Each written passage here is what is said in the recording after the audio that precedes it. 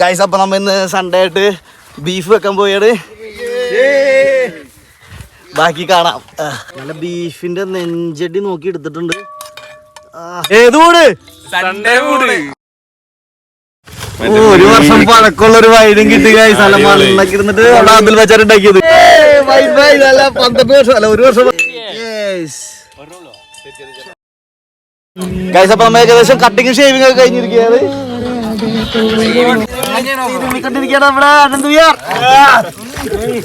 തിരികൊളുത്തലാണ്. പൊട്ടിത്തെറിക്കോ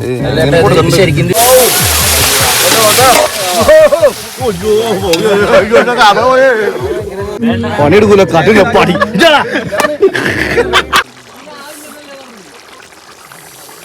അപ്പൊ നമുക്ക് ബീഫും ചോറും കൊണ്ട് ഇടാനായിട്ട് ഇലയായിട്ട് പിള്ളേര് വന്നിട്ടുണ്ട്. അങ്ങോട്ടിട്ടല്ലേ നമ്മുടെ ബീഫ് റെഡി ആയിട്ടുണ്ട്.